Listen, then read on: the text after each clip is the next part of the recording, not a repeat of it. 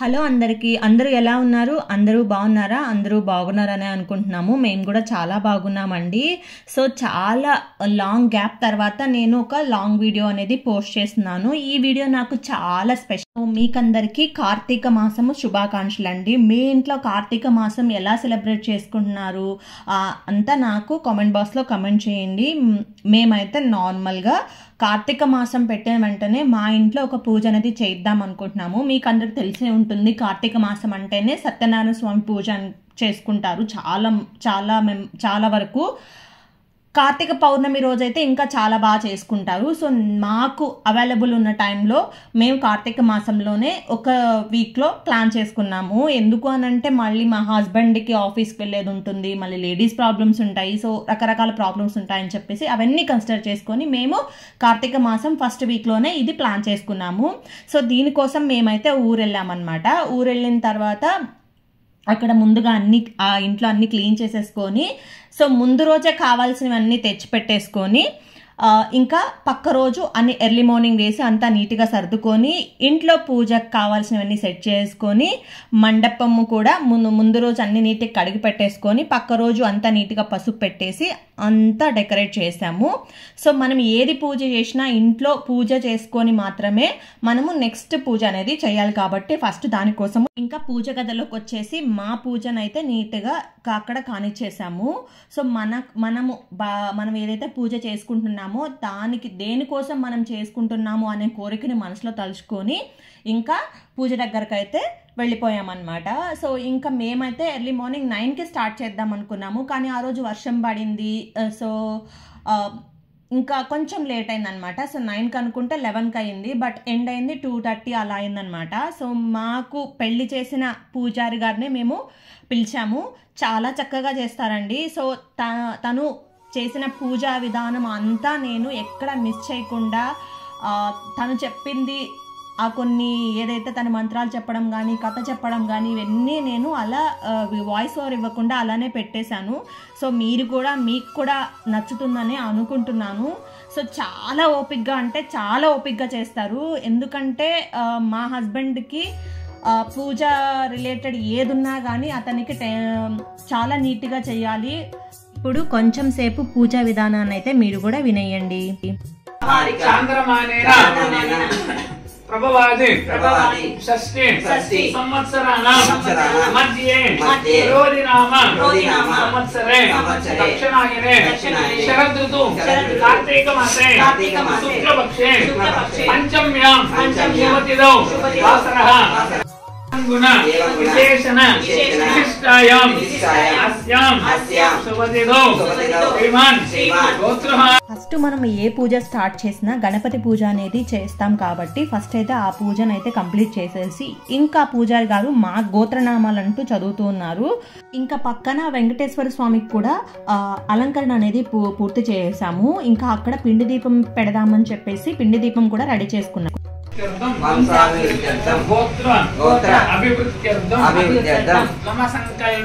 మమ సంకల్పిత సర్వకార్య సాఫల్యత ఫల సిద్ధ్యర్థం ఆటంక నివృత్త్యర్థం వ్యవహార కలశారాధనం కరిష్యే నమః కలశం గంధ పుష్ప అక్షిత అభ్యర్చ ఉపరి హస్తం నిదాయ ఇది తీసుకొని ఎడమ చేతిలో పెట్టి కుడి చేయి మూత వేసి పెట్టండి. కలశస్య ముఖే విష్ణు కంఠే రుద్ర సమాశ్రితాః మూలే తత్ర స్థితో బ్రహ్మ మధ్యే మాతృగణ సుతాః కుక్షౌతు సాగర సర్వే సప్తద్వీప వసుంధర ఋగ్వేదో యజుర్వేదో సామవేదో అథర్వణః అంగైశ్చ సహిత సర్వే కలశాంబు సమాశ్రితాః గంగే చ యమునే చైవ గోదావరి సరస్వతి నర్మదా సింధు కావేరీ జలేస్మిన్ సన్నిధిం కురు కావేరి తుంగభద్రా చ కృష్ణవేణ్యా చ గౌతమి భాగీరథి విఖ్యాతాః పంచగంగాః ప్రకీర్తితాః అలస ఉదకేన దేవమండపం సంప్రోక్ష్య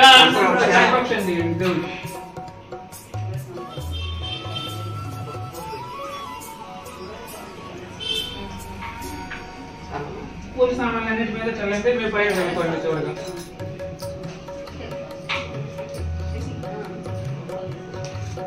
ఆత్మనంచ పోయి ఆ గ్లాస్ ఆమె పోయి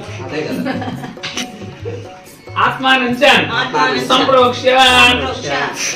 ఇంకొక విషయం మీకు చెప్పాలి, సత్యనారాయణ స్వామి పూజ అంటే మినిమం 3 hours ఉంటుంది. అయ్యో అమ్మ కూర్చుంటామా కూర్చోలేమా అనేసి ఒక ఇది ఉంటుంది. సో నేను స్టార్టింగ్ పెళ్ళైన తర్వాత వెంటనే పూజ చేయించుతారు కదా, అప్పుడు చాలా అంటే కూర్చోలేకపోయాను అప్పట్లోనే. సో ఇప్పుడు నేను నా వల్ల అవుతుందా లేదా అని అనుకున్నాను, కానీ నాకు నీరసం కానీ అసలు ఏమీ అవ్వలేదు. ఎందుకంటే పూజారి గారు మనల్ని మధ్య మధ్యలో నోపించడం కానీ ఇవంతా చేస్తూ చక్కగా కథ చెప్పేటప్పుడు కూడా ఎవరు నీరసపడకుండా అందరూ వినేలాగా అందరూ వినగలిగేలాగా చెప్పారనమాట. ఈ జనరేషన్కి తగ్గట్టుగా కథను అనేది చాలా నీట్గా ఎక్స్ప్లెయిన్ చేశారు. సో మీకు కూడా నేను కొన్ని క్లిప్స్ అలాగే రాగా వదిలేసాను, చూడండి. పంచామృత స్నానం సమర్పయామి. పంచామృత స్నాన అనంతరం శుద్ధోదక స్నానం సమర్పయామి. నీళ్ళేండి శుద్ధోదక స్నానం సమర్పయామి. వస్త్రార్థం అక్షతాన్ని సమర్పయామి. వస్త్రయుగ్మం సమర్పయామి.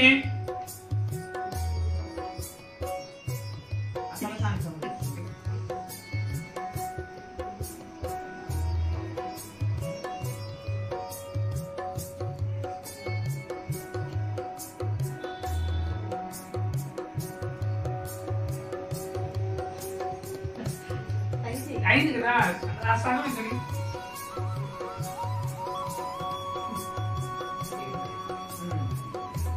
వస్త్రయుగ్మం సమర్పయామి. అలా అది ఏం చేస్తున్నారు సార్? వస్త్రం అన్నప్పుడు మనం ఇప్పుడైతే ఆ మోడల్ రకరకాల మోడల్ వస్త్రాలు వేసుకుంటున్నాం. అప్పట్లో వస్త్రం అన్నప్పుడు నీకు పట్టుతో నీకు అలంకరించి అదే అదే అదే వస్త్రం. మనం పెట్టిన ఇవన్నీ కాదు వస్త్రాలు. అంత సగంతో ఇక్కడికి ఉపయోగపడేందుకు ఉన్నా కూడా వస్త్రయుగ్మం సమర్పయామి. యజ్ఞోపవీతార్థం యజ్ఞ ఉపవీతార్థం పుష్పం సమర్పయామి. దివ్య పరిమళ చందనం సమర్పయామి. ఆ ప్లేట్ నిండా పూలు ఉన్నాయి. ఆ ప్లేట్ నిండా పూలు ఉన్నాయి. తినే పెట్టుకోవాలి. స్పూన్ వేస్తున్నాను సార్. ఆ చెంబులో నీళ్ళు ఉంటే ఆ గ్లాస్ లో పూలు వేసేస్తాం.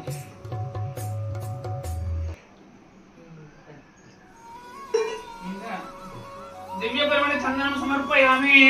వస్త్రార్థం అలంకరణార్థం అక్షత పూజయామి. ఇందిరాపదయే నమః. జంగం పూజయామి. అనగాయ నమః. జానోనిం పూజయామి. ఇష్టశ్రవసే నమః. కటిం పూజయామి. కుక్షిస్తాకిల భువనాయ నమః. ఉదరం పూజయామి. లక్ష్మీ వక్షస్థలాలయాయ నమః. వక్షస్థలాన్ పూజయామి. శంకరకరగదా సాగ్రమాణయే నమః. బాహువన్ పూజయామి. కంబకంఠాయ నమః. కంఠాన్ పూజయామి. పూర్ణేంద్రభవత్రాయ నమః. వస్త్రం పూజయామి. నాసాగ్రమౌక్తికాయ నమః. నాసికాన్ పూజయామి. సూర్య చంద్రాగ్నిధారణే నమః. నేత్రం పూజయామి. సహస్రశిరసే నమః. శిరః పూజయామి.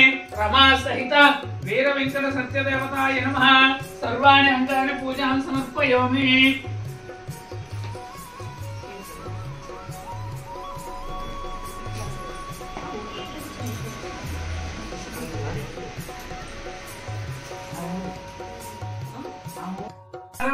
సౌర్యే నమః. చక్రబాణయే నమః. జనార్దనాయ నమః. వాసుదేవాయ నమః. జగజ్యోనియే నమః. వామనాయ నమః. జ్ఞానపంచలయ నమః. శ్రీవల్లభాయ నమః. జగన్నాథాయ నమః. చతుర్మూర్తయే నమః. వ్యోమకేశాయ నమః. ఋషికేశాయ నమః. శంకరాయ నమః. గరుడధ్వజాయ నమః. నారసింహాయ నమః. మహాదేవాయ నమః. స్వయంభువే నమః. భువనేశ్వరాయ నమః. శ్రీధరాయ నమః. దేవకీపుత్రాయ నమః. పార్థసారథేన అచ్యుతాయ నమః.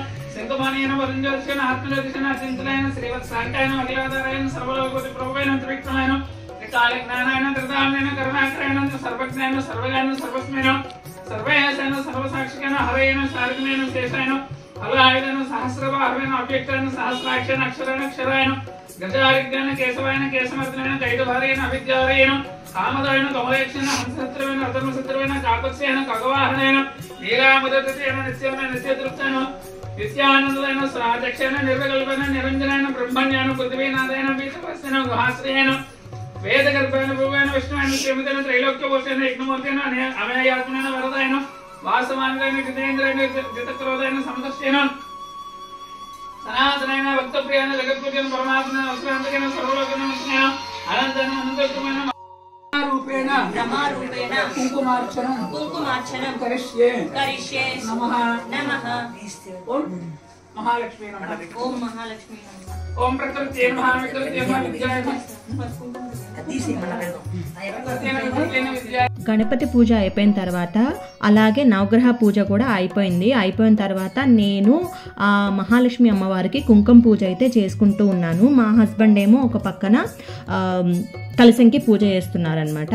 సో ఇదంతా అయిపోయిన తర్వాత దేవునికి అయితే హారతి ఇచ్చేసాము. హారతి ఇచ్చేస్తే అంతటితో అక్కడికి ఏదైతే మనం కుంకుమ పూజ అలాగే కలశం పూజ చేసామో అక్కడికి అయిపోతుంది. సో ఇంకా నెక్స్ట్ కథ విధానానికి కథ ఏంటి అనేది ఇంకా స్టార్ట్ చేస్తారు. సో ఇది అయిపోయిన తర్వాత పక్కన వెంకటేశ్వర స్వామికి కూడా పూజ అనేది ఉంటుంది. సో మేమైతే లాస్ట్లో అన్ని గోవిందనామాలు చదువుకొని అయినా ఇప్పుడు ఈ రకంగా కష్టాలు అనుభవిస్తూ ఉన్నా, ఒకవేళ నా కష్టాలు తొలగిపోయేందుకు మీకేమైనా ఉపాయం తెలుసుంటే తెలిపి అనుగ్రహించండి అని వేడుతున్న పిమ్మట ఆ స్వామివారు ఆ వృద్ధ బ్రాహ్మణ రూపంలో ఉన్నటువంటి స్వామివారు చెప్పారు, నీవు కనుక వ్రతమాచరించము అని సత్యనారాయణ ఒక విషయం చెప్పాడు. ఆ వ్రత విధానం కూడా తెలిపి ఆ వ్రతం ఆచరిస్తే నీ కష్టాలన్నీ తొలగుతాయని తెలిపాడు అనమాట. చక్కగా ఆ విధానం కూడా తెలిపి అక్కడే అదృశ్యమయ్యాడు ఆయన పిమ్మట. చక్కగా ఇలా ఆ బ్రాహ్మణోత్తముడు కొన్ని రోజుల తర్వాత మనసులో సంకల్పం కలిగిన నాడు ఆ రోజు ప్రాతకాలంలో లేచి అప్పుడు స్వామివారికి నమస్కారం చేస్తున్నాడు. ఏమని, ఈ రోజు భిక్షాటన ద్వారా వచ్చిన ధనం ఖర్చు పెట్టి ఈనాడు మా ఇంట్లో పూజ నిర్వహించుకుంటాం అని మనసులో సంకల్పం చేసుకుని స్వామికి నమస్కారం చేసుకుని భిక్షా అంతా ఆయన చాలా సంతోషించి పూజ సామాగ్రి నిర్వహించుకుని బంధువులను పిలుచుకొని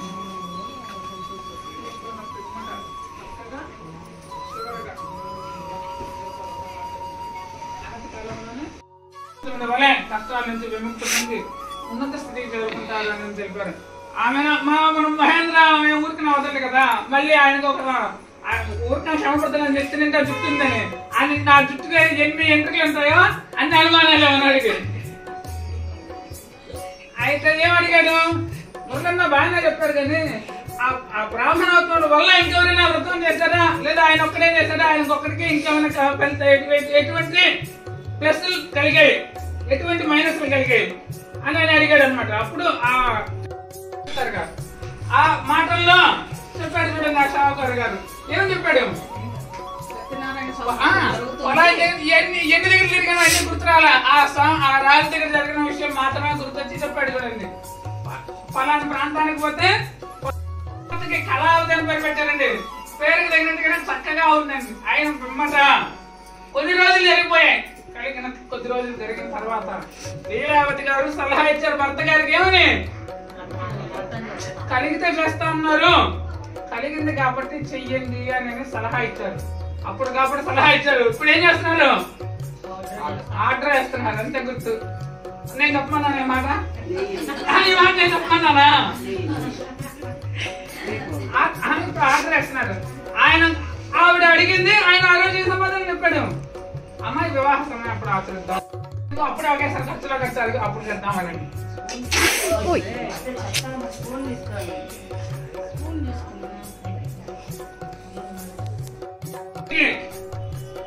అమ్మాయి పెరగసాగింది, వ్యాపారాలు ఆస్తులు అన్ని అమ్మాయి ఏ విధంగా పెరిగిందో చక్కగా వ్యాపారాలు ఆస్తులు అన్ని క్రమంగా పెరిగిపోయాయి. ఆయన పిమ్మట కొద్ది రోజులకి ఒక దూతను పిలిచి తగిన లక్షణాలు చెప్పాడండి.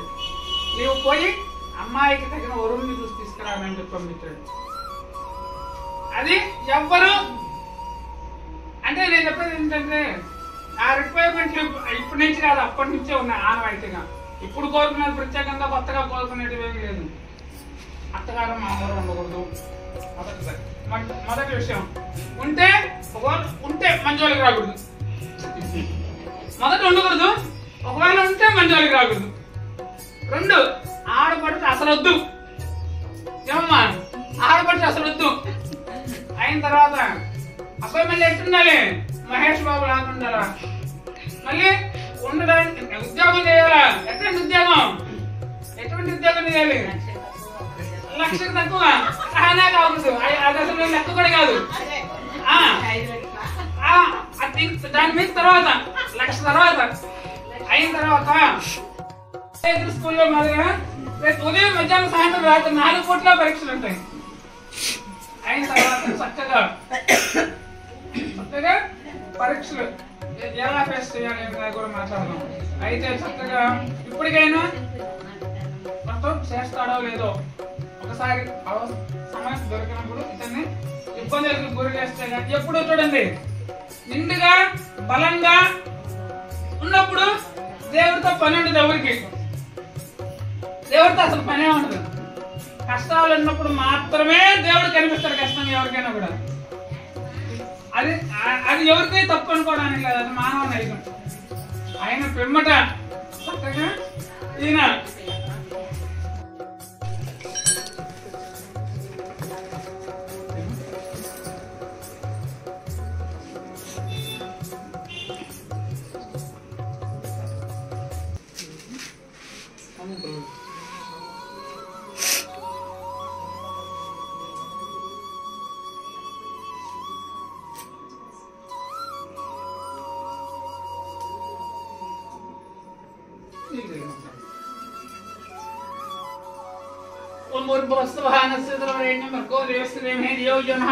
ప్రచోదయాత్ సత్యం తత్తేన పరిచింతయామృతం ప్రార్థయామః. ఓం ప్రాణాయ నమః, అపానాయ నమః, ఓం వ్యానాయ నమః, ఉదానాయ నమః, సమానాయ నమః. రమా సహిత వీర వెంకట సత్యదేవతాయ నమః. నీరాజనం దర్శయామి. ఇదం విష్ణుర్విచిత్రమే శ్రీదానిదేవతం సమూఢమస్య భాగం సరే విష్ణోరాటంసే విష్ణుః విష్ణుసే విష్ణుః రుద్రమసే వైష్ణవసే విష్ణవేత్వా నీరాజనాంతం శుద్ధ ఆచమనీయం సమర్పయామి. పూజ అంతా అయితే సక్సెస్ఫుల్గా అయిపోయింది. అయిపోయిన తర్వాత మాకు పీటల మీద ఎవరైతే కూర్చుంటారో వాళ్ళకి కొత్త బట్టలు పెట్టడం జరుగుతుంది.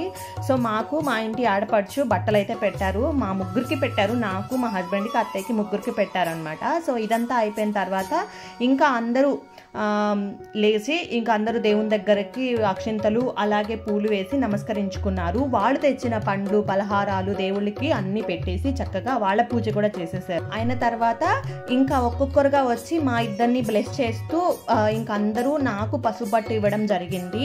పసుబట్టులో ఏమి ఇచ్చారు అంటే జాకెట్ ముక్క, ఇంకా తమలపాకు, పసుపు కుంకుమ, పండ్లు ఇవన్నీ ఇచ్చారనమాట. సో వాళ్ళంతా ఇచ్చిన తర్వాత నేను కూడా పసుబట్టు అందరికీ సేమ్ జాకెట్ ముక్క వేసి అందరికీ ప్రసాదం అనేది పెట్టేసి అందరికైతే నేను కూడా ఇచ్చేసాను. మా ఇంట్లో సక్సెస్ఫుల్గా అనుకున్నంతకంటే ఎక్కువగానే సత్యనారాయణ స్వామి పూజ అనేది బాగా జరిగింది. ఇంకా అందరూ ఇక్కడ అంతా పూజ అయిపోయిన తర్వాత కింద లంచ్ అనేది ఏర్పాటు చేసాము. ఇంకా అందరు లంచ్ చేసేసి వెళ్ళేటప్పుడు అందరూ నాకు చెప్పేసి వెళ్ళడం జరిగింది. అలాగే ఇప్పటి వరకు చూసిన వాళ్ళంతకి మీకు మా పూజ ఎలా అనిపించిందో నా కామెంట్ బాక్స్లో కామెంట్ చేయండి. Will see in the next